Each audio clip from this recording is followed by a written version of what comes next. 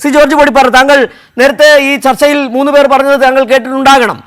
അതിൽ Roni K baby പറഞ്ഞ ആദ്യം തന്നെ അദ്ദേഹത്തെ ഇങ്ങനെ തന്നെ വിശേഷിപ്പിക്കാൻ ഉദ്ദേശിക്കുകയാണ്. റോണി കെ ബേബി എന്ന് പറയുന്ന ആ കോൺഗ്രസിന്റെ പരിണതപ്രജ്ഞനായ നേതാവിനെ മാത്രമല്ല, കോൺഗ്രസിന്റെ നിലവിലുള്ള നേതൃത്വത്തെ മുഴുവൻ ദോഷൈകതൃക്കുകളെന്ന് തന്നെ പദം ഞാൻ പ്രയോഗിക്കുകയാണ്. കാരണം അങ്ങനെ വലിയൊരു ശശി തരൂർ എഴുതിയൊരു ലേഖനം, ആ ലേഖനത്തിലുടനീളം കേരളം എങ്ങനെ മികച്ചു നിൽക്കുന്നു, വ്യവസായ സൗഹൃദ അന്തരീക്ഷം എങ്ങനെ വന്നു, എങ്ങനെ സിംഗപ്പൂരിനൊപ്പം നിലവാരത്തിലേക്ക് എത്തിച്ചേരുന്നു, അമേരിക്കയുടെ നിലവാരത്തിലേക്ക് എങ്ങനെ എത്തിച്ചേരുന്നു, ഇത് തുടരണം, ഇത് അതിശയിപ്പിക്കുന്നതാണ്, ഈ മാറ്റം ആഘോഷിക്കപ്പെടേണ്ടതാണെന്ന് പറയുമ്പോൾ അതിനകത്തെ വരികളിൽ വായിച്ചുകൊണ്ട് അതിന്റെ നെഗറ്റീവ് മാത്രം കാണുന്നവരെ ദോഷേക്ക് എതിർക്കുന്നല്ലാതെ എന്താണ് വിശേഷിപ്പിക്കേണ്ടത് ശ്രീ ജോർജ് പൊടിപ്പാറ?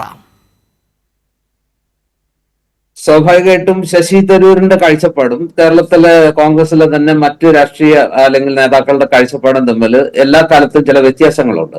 ശശി തരൂർ ഒരുപക്ഷെ കേവലം ഒരു രാഷ്ട്രീയക്കാരനല്ലാത്തത് കൊണ്ടാകാം, അതല്ലെങ്കിൽ ഒരു വിശ്വപൗരൻ എന്നൊക്കെ നമ്മൾ വിശേഷിപ്പിക്കുന്നുണ്ടല്ലോ. അദ്ദേഹത്തിന്റെ മേഖല എന്ന് പറയുന്നത് വിശാലമായ ഒരു മേഖലയാണ്. അദ്ദേഹം ഐക്യരാഷ്ട്രസഭയുടെ അണ്ടർ സെക്രട്ടറി ആയിട്ടൊക്കെ പ്രവർത്തിച്ചിട്ടുള്ള ആളാണ്. അതുകൊണ്ട് തന്നെ ഒരുപാട് ലോകം കണ്ടിട്ടുള്ള ഒരാളാണ്. അദ്ദേഹം പലപ്പോഴും ഈ പറഞ്ഞ പോലെ അദ്ദേഹത്തിന്റെ പല പ്രസ്താവനകളും ഈ കോൺഗ്രസിനെയും അതുപോലെ കോൺഗ്രസിന്റെ ദേശീയ തലത്തിലും സംസ്ഥാന തലത്തിലും പ്രതിരോധത്തിലാക്കിയിട്ടുണ്ട്. ഇന്ന് അദ്ദേഹം നടത്തിയ പ്രസ്താവനയിൽ സ്വാഭാവികമായിട്ടും 2 ഇലക്ഷൻ വരുന്ന ഒരു ഘട്ടത്തില് സംസ്ഥാന സർക്കാരിനെ മുച്ചൂടും പ്രകീർത്തിച്ചുകൊണ്ട് വ്യവസായ സൗഹൃദ ഇതില് ഈസ് ഓഫ് ഡൂയിങ് ബിസിനസ്സിലൊക്കെ 1ാം സ്ഥാനത്താണ് എന്നുള്ള നാഷണൽ ആയിട്ടുള്ള ഒരു റിപ്പോർട്ട് കോട്ട് ചെയ്തുകൊണ്ട് അദ്ദേഹം ഒരു ലേഖനം എഴുതുന്നു. ആ ലേഖനത്തിൽ സംസ്ഥാന സർക്കാരിന്റെ നേട്ടങ്ങളെ പ്രകീർത്തിക്കുന്നു. അദ്ദേഹത്തിന്റെ ഒരു സ്വഭാവം അതാണ്. അദ്ദേഹത്തിന് സ്റ്റാറ്റിസ്റ്റിക്കലായിട്ടും അതുപോലെ തന്നെ മറ്റു രീതിയിലും വസ്തുതാപരമായിട്ട് റിപ്പോർട്ടുകളെ അടിസ്ഥാനമാക്കിക്കൊണ്ട് അതിനെ അദ്ദേഹം രാഷ്ട്രീയമായിട്ടല്ല കാണുക, അതിനെ കുറെ കൂടി റിയലിസ്റ്റിക് ആയിട്ട് കണ്ടുകൊണ്ട് അദ്ദേഹം അതിനെ അംഗീകരിക്കുന്ന ഒരു കാഴ്ചയുണ്ട്. പക്ഷെ ഇവിടെ ഒരു കാര്യം ഓർക്കേണ്ടതുണ്ട്, ഇതേ രീതിയിൽ അദ്ദേഹം മോദിയെ അഭിനന്ദിക്കുന്ന പല ഘട്ടങ്ങളും ഉണ്ട്. മോദിയുടെ ഇപ്പൊ അമേരിക്കൻ സന്ദർശനത്തില് മോദിയുടെ സന്ദർശനം ഗംഭീരമായിരുന്നു, അതിന്റെ നേട്ടങ്ങൾ അതിശയിപ്പിക്കുന്നതാണ്, അല്ലെങ്കിൽ അത് വളരെ വലിയ വിജയമാണ് എന്ന രീതിയിൽ ശശി തരൂർ കഴിഞ്ഞ ദിവസം പറഞ്ഞു. ഇതിനെ CPM ആ നിലയ്ക്ക് അംഗീകരിക്കുന്നുണ്ടോ? ഇന്നിപ്പോ ശശി തരൂർ ഇംഗ്ലീഷ് പത്രത്തിൽ ഇന്ത്യ എക്സ്പ്രസിൽ എഴുതിയ ലേഖനത്തിൽ ഈസ് ഓഫ് ഡൂയിങ് ബിസിനസ്സിൽ കേരളം വളരെ അതിശയകരമായ നേട്ടങ്ങൾ കൈവരിച്ചിരിക്കുന്നു, സിംഗപ്പൂരിനൊപ്പം എത്തിയിരിക്കുന്നു, അമേരിക്കയ്ക്കൊപ്പം എത്തിയിരിക്കുന്നു, ഞാനതിനെ അംഗീകരിക്കാൻ തയ്യാറാണ്. ആ രീതിയിലാണ് അദ്ദേഹം പറയുന്നതെങ്കിൽ, ഡാറ്റ വെച്ചുകൊണ്ടാണ്, റിപ്പോർട്ടിലെ വസ്തുതകളുടെ അടിസ്ഥാനത്തിലാണ് അദ്ദേഹം പറയുന്നതെങ്കിൽ ഞാൻ ഏകപക്ഷീയമായിട്ട് അതിനെ എതിർക്കാൻ തയ്യാറല്ല. പക്ഷേ ശശി തരൂർ ഇതേപോലെ തന്നെ പല ഘട്ടത്തിലും പ്രധാനമന്ത്രി മോദിയുടെ നേട്ടങ്ങളെയും വാഴ്ത്തി പാടാറുണ്ട്. അദ്ദേഹത്തിന്റെ പല പല എന്താ പറയാ സമീപനങ്ങളെയും അദ്ദേഹത്തിന്റെ പല പ്രവർത്തനങ്ങളെയും ഇതേ അളവിൽ ശ്ലാഘിക്കുന്ന കാഴ്ച നമ്മൾ കണ്ടിട്ടുണ്ട്. ഈ ഘട്ടത്തിൽ കോൺഗ്രസിനേക്കാൾ ശക്തിയോടെ ശശി തരൂരിനെ എതിർക്കുന്ന CPM-ഉം ഇടതുമുന്നണി എതിർക്കുന്ന കാഴ്ചയ്ക്ക് കേരളം സാക്ഷ്യം വഹിച്ചിട്ടുണ്ട്. അപ്പോ ശശി തരൂരിന്റെ ചില ഘട്ടങ്ങൾ, അതായത് ഇടതുമുന്നണിക്ക് അനുകൂലമായി വരുന്ന പ്രസ്താവനകളെ സത്യസന്ധമെന്നും വസ്തുതാപരമെന്നും അദ്ദേഹം എന്താ പറയാ വസ്തുതകളുടെ അടിസ്ഥാനത്തിൽ വളരെ ആത്മാർത്ഥമായിട്ട് പറയുന്നു എന്ന് അംഗീകരിക്കുകയും അഭിനന്ദിക്കുകയും ചെയ്യുമ്പോൾ അദ്ദേഹം ഇതേ ഒരു ഇത് മോദിക്ക് കൊടുക്കുമ്പോൾ നിങ്ങൾ അതിനെ ഒരിക്കലും അംഗീകരിക്കുന്നില്ല. ശശി തരൂർ ഏത് സമയത്താണ് അദ്ദേഹം സംഘപരിവാറിലേക്ക് പോവുക എന്നത് സംശയമുണ്ടെന്നുള്ള രീതിയിലാണ് നിങ്ങൾ വ്യാഖ്യാനിക്കാറുള്ളത്. അതെങ്ങനെയാണ് സാധിക്കുക? ഇത് രണ്ടും കൂടി ഒരിക്കലും പറ്റില്ല. അല്ല, തീർച്ചയായിട്ടും അതല്ല. അതിനകത്ത് ശ്രീ ജോർജ് പൊടിപ്പാറ, ഒരു പക്ഷേ ഇത് രണ്ടും ഒന്ന് ഒരു പൊളിറ്റിക്കൽ സ്റ്റേറ്റ്മെന്റും വസ്തുതകൾ നിരത്തിയുള്ള ഒരു ലേഖനവും. അതിൽ എന്താണ് പറഞ്ഞെന്താണ് ശശി തരൂർ പറഞ്ഞെന്താണ്?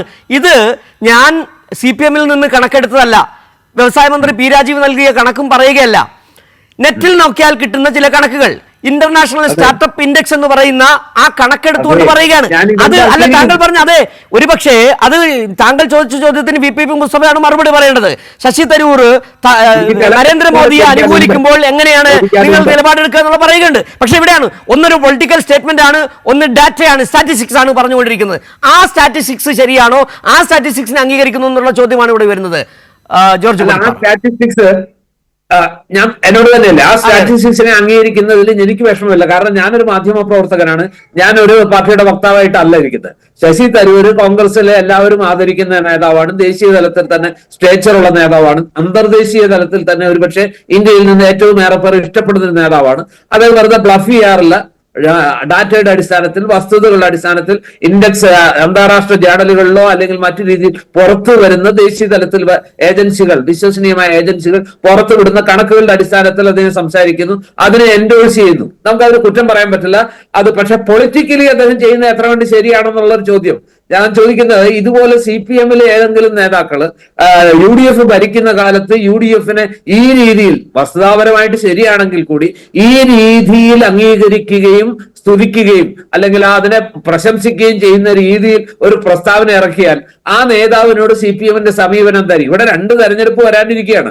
ഈ ഘട്ടത്തിലാണ് UDF നിരന്തരം പറഞ്ഞുകൊണ്ടിരിക്കുന്നതിൽ നിന്ന് തികച്ചും വ്യത്യസ്തമായി UDF-നെ രാഷ്ട്രീയമായി ഏറെ പ്രതിരോധത്തിലാക്കുന്ന രീതിയിൽ അദ്ദേഹത്തെ പോലുള്ള ഒരു മുതിർന്ന നേതാവ് ഈ രീതിയിലുള്ള ഒരു പ്രസ്താവന നടത്തുന്നത് എന്നത് ശരി. താങ്കൾ പറഞ്ഞ ശരി. ഒരുപക്ഷെ എനിക്ക് തോന്നുന്നു ഈ വിഷമം താങ്കൾ പറഞ്ഞ ശരി തന്നെയാണ് ശ്രീ ജോർജ് പടിപ്പാറ.